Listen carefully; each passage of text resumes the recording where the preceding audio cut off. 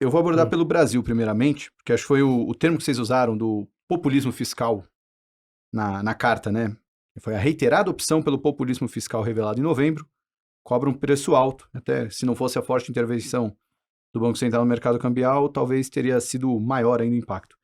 Mas acho que a gente pode começar falando de Brasil, porque historicamente o Fundo Verde teve sempre uma posição comprada em bolsa, que foi diminuindo com o tempo, até com uma entrada do fatia de crédito tomando um pedaço da fatia de ações, mas hoje o fundo está liquidamente vendido em bolsa brasileira. Acho que isso já diz um pouco de como vocês enxergam o Brasil, né, as sinalizações que o governo fez e o que esperar para 2025. Então, a gente pode começar falando um pouco de Brasil, o quanto que o que precisa piorar antes de melhorar, o quanto que os preços ainda abrem uma oportunidade para quem está mais pessimista, enfim, o quanto que isso pode virar, como vocês estão enxergando o Brasil para esse momento? Bom, assim, a gente, assim, a destruição do teto de gastos, ela não é nova, ela foi, digamos, ela aconteceu, digamos, em 2020 por conta da Covid, Uhum. né? Mas depois, de novo, o teto de gastos voltou em 21 e ele foi destruído em duas etapas, né? Parte pelo Bolsonaro, né? Não vamos esquecer disso, né?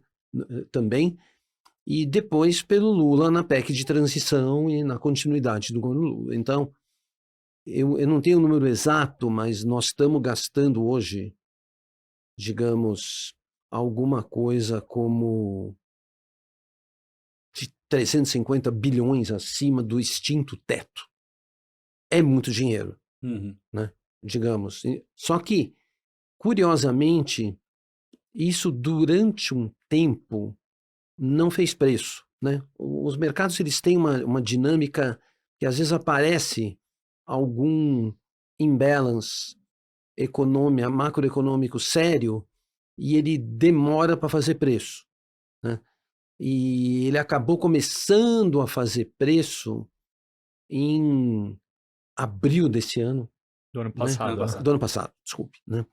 Ah, quando, qual foi a razão mesmo? Deixa eu tentar Quando lembrar. teve duas razões, né? Primeiro, quando o Roberto deu aquela sinalização de que não ia cortar os juros na velocidade que o mercado estava esperando, etc., porque Isso. estava começando a ficar preocupado com isso, e quando eles publicaram O orçamento do ano, Uhum. orçamento. que era uma peça de ficção, Sim. né? Digamos. É, então, nesse momento, foi um momento que eu, vamos dizer assim, na parte de Brasil, a gente resolveu zerar as posições pró-Brasil, né? A gente ainda não começou a, digamos, a ficar tão negativo em bolsa, mas a gente fez uma boa posição comprada em dólar no fundo. Quando eu olho para trás, né? Quando eu comprei a 5,15, né? Parecia, pô, né? O valor justo do dólar é 4, 4 e pouco e tal. Então, digamos assim, é difícil, de novo, não querendo entrar só na questão da oposição, quando esse tipo de assunto macro, né, faz preço.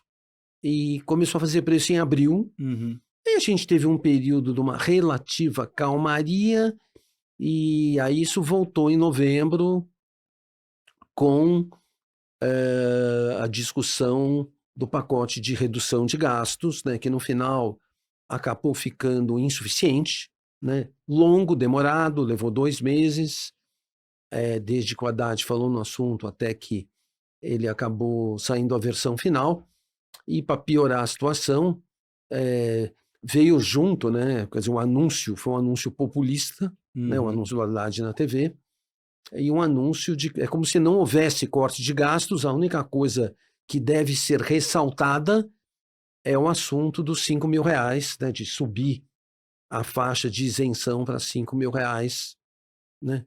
Eh, então, ele foi anunciado como se fosse uma coisa diferente do que é. Quer dizer, aquela vergonha, né, de dizer que você vai diminuir gasto e o anúncio populista do assunto 5.000.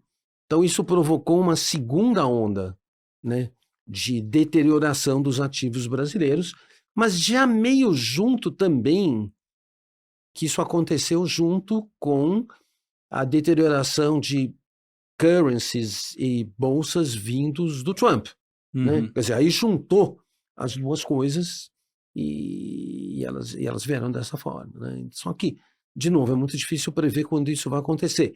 Mas, de fato, quando você pensa assim, vamos não pensar só no preço de mercado, pensa na situação do Brasil, né? Que a dívida PIB ela sobe de 4 a 5 pontos por ano, né? Temos uma carga, temos um gasto do governo total, né, de 38 do PIB, que a gente sempre fala no gasto de 20, 20,5, que é do governo federal, mas não se esqueça que o gasto, então o governo brasileiro arrecada estruturalmente alguma coisa como 36,5 do PIB. Aí como é que a conta fecha? Sempre tem alguma coisa extraordinária, alguma receita extraordinária, etc., que acaba, no final, se todo ano tem uma extraordinária, ela acaba virando ordinária, né?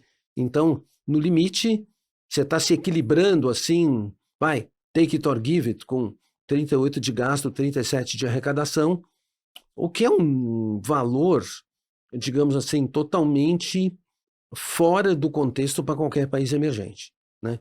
E imaginar que a gente vai ter esse ano um PIB crescendo 3,5 e nós vamos fazer um déficit nominal de quase 10, né? 9, 9,5, né? É completamente absurdo, porque você não pode imaginar um crescimento. O nosso crescimento potencial não é 3,5, o PIB potencial é abaixo disso. Então, crescendo tudo isso. Aí vem uma segunda onda de discussão, né, que está junto com isso, que eu posso depois falar mais tarde, que nós temos uma taxa de juros real de equilíbrio extremamente alta, né, por vários motivos. E o terceiro ponto, né, o que também ajuda, né, a provocar esse déficit nominal expressivo, né, e que a gente teria que fazer um ajuste fiscal, né, de cerca de 400 bi, né, para a dívida parar de subir, né? Então, quando o mercado incorpora isso, os agentes econômicos ficam sem confiança. E esse é o momento que a gente está vivendo. Né? Digamos assim, para colocar a coisa meio assim, não estou querendo falar de 2025 e 2026, estou falando assim de como nós encerramos 2024. Sim. Né? Com os agentes econômicos em relação ao Brasil, e os agentes econômicos, vamos repetir, não é somente a Faria Lima, né? Porque nós estamos aqui, mas os agentes econômicos são o mundo inteiro. Os gringos, apesar da Bolsa Barata, por exemplo, né? Tirando dinheiro daqui, é muito significativo, né? Porque o gringo sempre comprou Bolsa Brasileira todos os anos, né?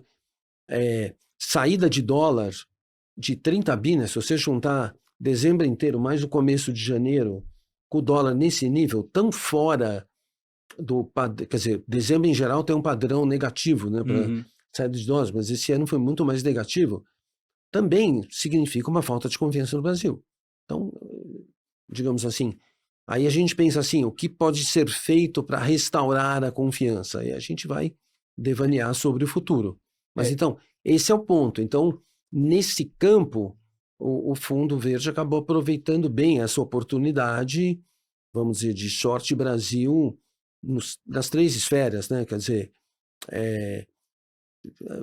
comprar inflação, short bolsa e long dólar. Eu acho que até nesse intervalo entre abril e novembro, acho que a palavra que resume bem ali, ou a frase, é a quebra de confiança, né? Porque eu acho que o mercado ainda tinha uma certa expectativa sobre o que podia vir.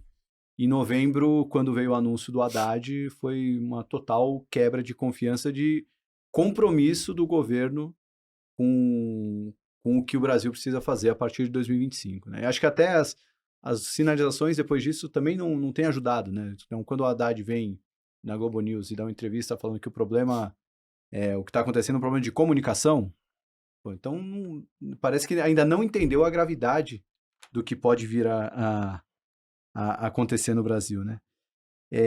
E acho que o reflexo está nos preços, né? Não é só... é muito curioso quando falam, não, isso aí é a Faria Lima que está ganhando com isso. Pô, não, tá todo mundo acaba sofrendo consequências severas, né? Porque se o mercado de capitais parar de funcionar, as empresas sofrem com isso, quem gera negócio com isso sofre, o investidor vai deixar o dinheiro parado, enfim, é um impacto que a gente pode ver mais na economia nesse ano. E só, você foi falando dos dados, eu tenho muito guardado comigo, que até eu repostei no Twitter e deu uma repercussão grande, os dados daquela entrevista que você deu para a Neofeed, que foi quase como uma aulinha de aritmética do Brasil, né, dos gastos, que, bom, a gente pode chegar a ter 1 trilhão de gasto adicional com juro, né, assim, é um número realmente exorbitante que acaba afastando no momento em que a sinalização não tem essa sinalização de compromisso, você começa a ver isso. E não importa se você vai pagar 15%, 16%, 17%, 18%, o investidor acaba sempre querendo mais, porque fica com receio. Bom, aí no final isso se resume em short bolsa, short real, né, long dólar e inflação. Mas e aí? O que o Brasil, para desfazer essa posição, né, para o Brasil voltar para os trilhos? É o quê? Um cavalo de pau? Medidas paliativas ainda dá para ser feito? Qual o diagnóstico, né? Porque assim, eu acredito que uma posição short, a gente sempre quer, principalmente contra os ativos do nosso país, né? A gente torce para uma hora zerar rapidinho, né? E o país voltar, né? O que precisa ser feito hoje para vocês? Bom, agora está aí a sinalização de que a gente pode voltar a comprar bolsa, zerar o dólar e ficar long Brasil. Acho que a resposta para isso tem 2 caminhos possíveis, digamos assim, né? O que faria a gente mudar de cabeça, né? Ou o preço mudar, ou o fundamento mudar. Então, o preço mudar quer dizer os ativos ficarem tão baratos que fica assimétrico você apostar contra, né? Então, para dar alguns parâmetros aqui, assim, hoje o real tá aí 6,11, né? A gente roda lá dentro da Verde alguns modelos para tentar medir qual é o valor justo do real, né? E esses modelos, enfim, levam em conta o que está acontecendo com o dólar, com outras moedas lá fora, preço de commodity, prêmios de risco variados, diferencial de taxa de juros, etc, né? Hoje, no nosso modelo, o real está mais ou menos 9,5% a 10% barato em relação ao valor justo. Tá? Então, digamos que o valor justo está ali navegando em torno de 5,50 e a gente está aqui 6,10%, 10%, assim, arredondando aqui. Na época da Dilma, né, no auge do estresse, ali no meio de 2015, o real chegou a ficar 25% barato em relação ao modelo. Então, digamos que ali foi um estresse bem grande, né, e os ativos brasileiros em dólar estavam razoavelmente baratos, né? Então, pensando em preço de câmbio, né, se a gente tudo mais constante, se a gente desvalorizar mais 15%, né, o real fica numa métrica que historicamente nos parece bem barato. Então, o que é 15% da onde a gente está? É o 7%. Tá? Então, se nada mais mexer no mundo, o dólar continuar igual, o preço de commodity igual, o diferencial de juros mais ou menos igual, dólar a 7, tá barato, provavelmente a gente não teria posição comprada em dólar, talvez a gente até tivesse na outra ponta. Primeiro parâmetro, né? Segundo parâmetro, bolsa, né? Essa é a discussão, acho que uma das que a gente mais tem tido, inclusive lá dentro de casa, é qual o nível que a bolsa está realmente barata, né? E você conversa com os gestores de bolsa aqui, né, toda semana, etc., e a turma tá há 3 anos falando que a bolsa tá barata e o que acontece com ela só fica mais barata, né? Não nos parece hoje, quando a gente pensa no nível do índice, né, que a bolsa tá barata, no índice Ibovespa. A gente acha que tem coisas ali dentro que estão com valuations interessantes, né? Especialmente aquelas coisas que a gente chama, o mercado comumente chama de bond proxies, né? Que são as empresas que têm um driver de taxa de juros importante, então as empresas de energia elétrica, saneamento, infraestrutura, etc. Esse subsetor nos parece com um prêmio de risco interessante hoje. De resto, não parece ter nada que tá uma moleza, assim. Então, eu diria que a bolsa como um todo, para ficar barata, vai cair também lá seus 10, 15% do nível atual, né? Então, o Ibovespa tá ali 120 mil pontos. Eu vou voltar para uns quase 100 mil. 105 e tal. Uhum. Então, diria, assim, agora em termos de taxa de juro, talvez seja o nível mais, assim, qual o preço que a taxa de juro fica interessante, etc, né? E aí tem uma certa endogeneidade, né, aqui, que é a história da dominância fiscal, né? A taxa de juro, se ela for para 20%, provavelmente você não quer aplicar ela porque o país nesse nível não tá quebrado, né? Não se financia. Então tem uma certa endogeneidade ali que é difícil. Falando de inflação especificamente, já nos parece que a inflação tá cara. Inflação implícita no mercado. O mercado, aqui um pouquinho mais técnico do que a gente costuma falar, mas o mercado de inflação implícita, basicamente, o que ele é? Ele é a diferença entre a curva de juros pré-fixados, né, que é uma taxa de juro nominal, que está lá indo para algo como 16% hoje, né? E a curva das NTNBs, que é uma taxa de juro real, né? Então, a gente faz a conta da diferença entre essas duas taxas, dá o que a gente chama de inflação implícita. É o que o mercado está colocando no preço de inflação esperada para o futuro, né? E aí, quando a gente olha isso, de 2026 em diante, o mercado está precificando inflações de 7% ao ano. Em alguns casos, até um pouquinho mais que isso. A gente espera, lá o nosso time econômico, liderado pelo Marcão, espera que o IPCA desse ano vai ser algo como 5,6, tá? Para um país que tem meta de 3, teto da banda, né, em torno da meta de 4,5, a gente já está esperando 5,6. Só que o mercado está precificando mais de 7. Então, na inflação, nos parece que já tem um prêmio de risco importante, tanto que é uma das posições que o fundo desfez recentemente. É essa posição comprada em inflação, porque nos parece que é assimetria. Putz, já tá legal pra gente ficar vendido em inflação? Acho que talvez ainda não, né? Mas já é um preço que denota um risco bastante alto. E por fim, só para terminar e pensar em todos os ativos brasileiros, né, que é um que a gente está começando a ver uma deterioração na margem, são os spreads de crédito, tá? Então, a gente passou o ano inteiro de 2024 vendo o quê? O dinheiro saindo dos ativos de risco, né? Saindo dos fundos de ações, saindo dos fundos multimercado e indo para os fundos de crédito, né?